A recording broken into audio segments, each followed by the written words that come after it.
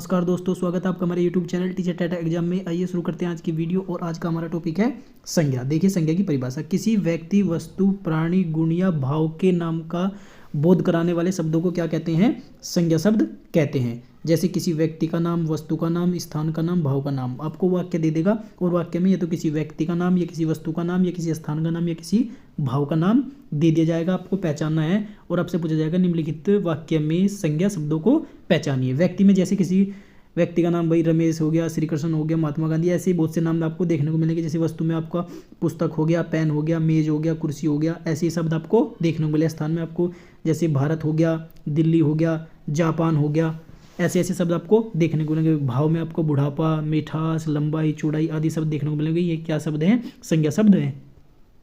अब देखिए संज्ञा के प्रकार।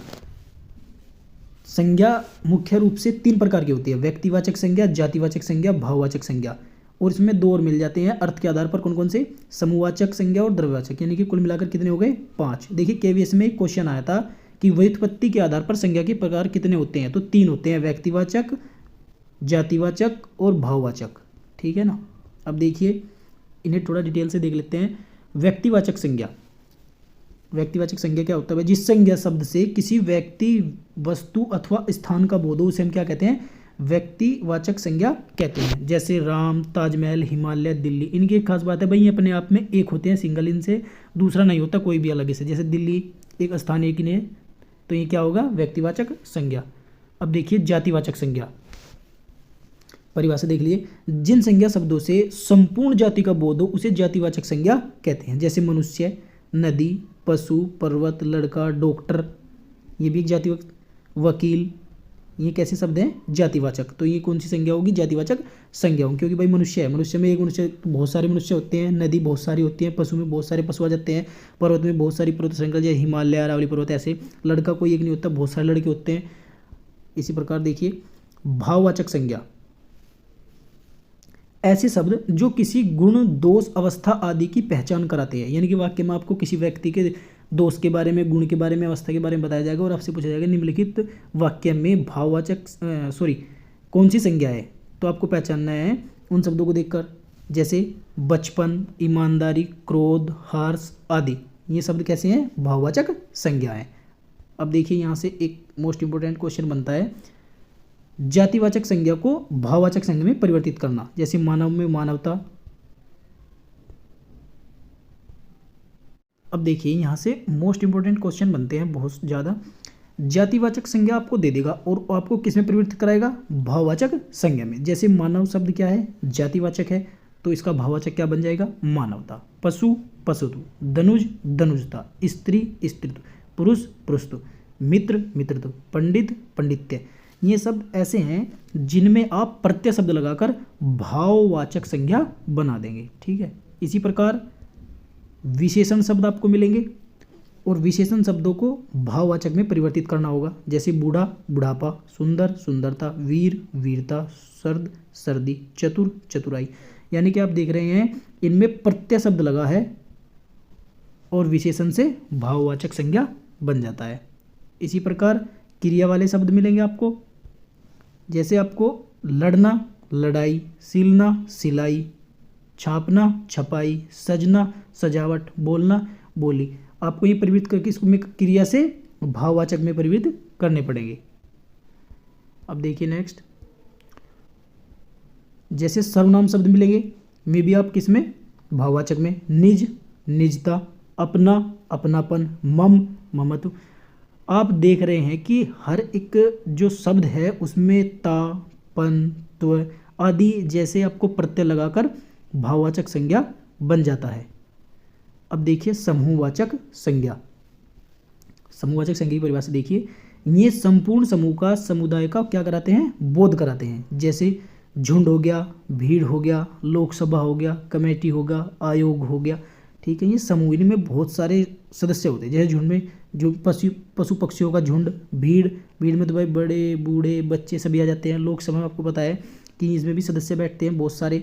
कमेटी में भी बहुत सारे सदस्य होते हैं, आयोग में भी बहुत सारे सदस्य होते हैं। तो ये क्या है? समूहवाचक संज्ञा है। अगर किसी कमेटी का नाम, किसी आयोग का नाम आपको दे दिया जाए और पूछा जाए कि निम्नलिखित वाक्य में कौन से संज्ञा शब्द हैं, तो समूहवाचक संज्ञा शब्द। अब देखिए द्रव्यवाचक संज्ञा,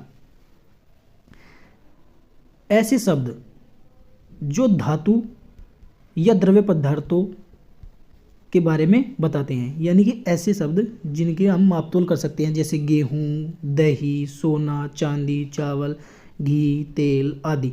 ये कैसे शब्द हैं? द्रव्यवाचक संज्ञा शब्द है। वाक्य में आपको इसी प्रकार के शब्द देखने को मिलेंगे और आपको पहचानने होंगे कि ये कौन सी संख्या है, द्रव्यवाचक संज्ञा है।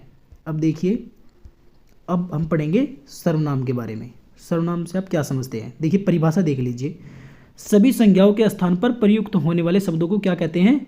सर्वनाम कहते हैं। जैसे भाई एक क्वेश्चन आपको वाक्य मिल गया, राम स्कूल जाता है, वह बहुत चतुर है।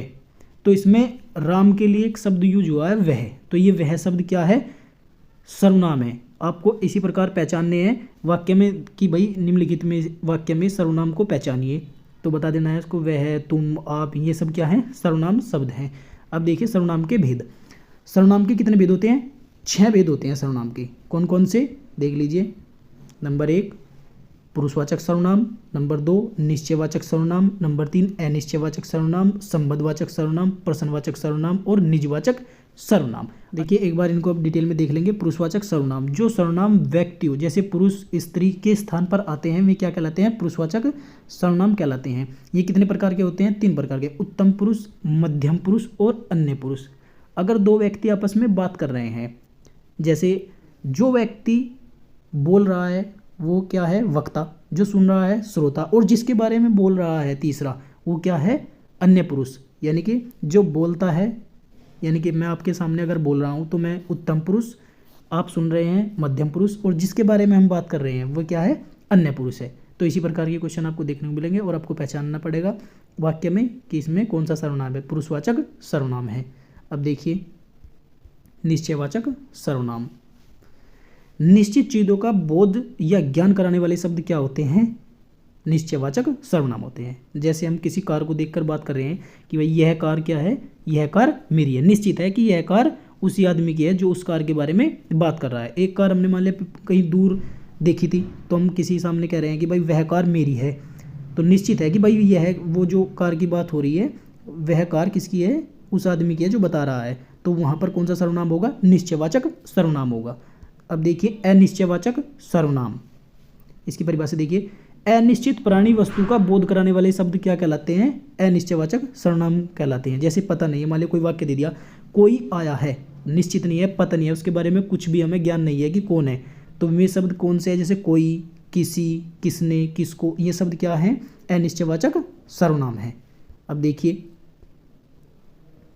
संबंधवाचक सर्वनाम। 2 परस्पर प्राणी या वस्तुओं का मध्य संबंध बताने वाले शब्द क्या होते हैं? संबंधवाचक सर्वनाम होते हैं। जैसे आपको एग्जांपल है, जो बनाएगा सो खाएगा। यहाँ पर जो और सो ये कैसे शब्द हैं? संबंधवाचक सर्वनाम है। वाक्य में आपको ऐसे ही क्वेश्चन पूछे जाएंगे। अब देखिए जैसी करनी वैसी भरनी, ये क्या है?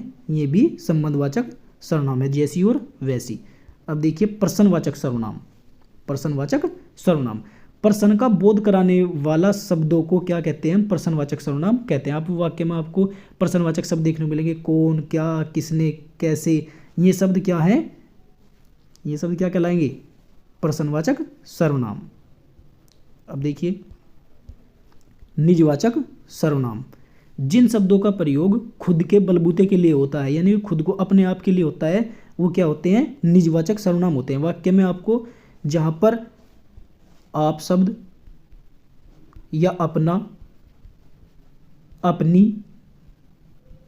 या अपने आप ये शब्द देखने को मिले तो वहाँ पर सीधा सीधा आंसर लगा देना निजवाचक सर्वनाम। देखिए अगर वीडियो अच्छी लगी हो तो वीडियो को लाइक कर देना, शेयर कर देना और चैनल को सब्सक्राइब कर देना। और हाँ एक बात और, अगर आपसे कुल सर्वनाम शब्द पूछे जाएं तो वे कितने हैं? टोटल 11। जय हिंद।